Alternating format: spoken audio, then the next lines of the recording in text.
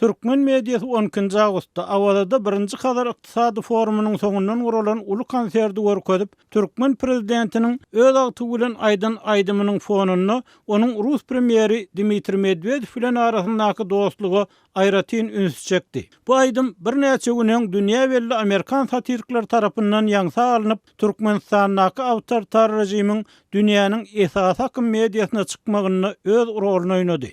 Emma Türkmen mediýasy 4 ay içinde Türkmenistana ikinji gezek gelen Rus premieri bilen nowatdaky alaway diplomatiýasy üstünde gazanylan üstünligi aýratyn basym bermäge çalşan ýaly görünýär. Azatlyk radiosynyň Merkez Aziýa ýurtlary boýunça eksperti Bruce Pannier'in pikirçe, töwereg barha çolaryň Türkmen hökümeti inni Orsiýet bilen Türkmenistanyň dostlugyny görkezmek isleýär. Well, the Turkmen government wants to show that Russia is now a friend of Turkmenistan's. Şol wagtda Pannier Türkmenistanyň münnünen oňyn bir taraplyk siýasatyna dugulanyp, Orsiýetden özüni 20 ýyldan gowrak çetde tutanyny, hatda Rus generallarynyň Owgan şerhedine howpsuzlyk ýagdaýlary bilen bagly eden tekliplerine hem häbermänligini ýatlatdy. 10 ýyl münnünen dören gaz dagwasyndan soň Rus türkmen gatnaşyklary gowy boldy diýip aýdyp bolmaz.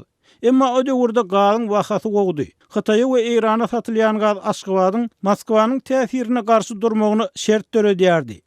So they were able to resist Moscow's influence to a great extent. Sebebi Türkmen hökümetiniň ol wagt maliýe ýagdaýy gowrakdy diýip Pannier sözüni Aşgabatyň häzirki ykdysady kynçylyklary, Hitaýa satylýan gazyň esasan bergileri üzmäge karşylanşy barada gurrun bilen dowam etdirdi.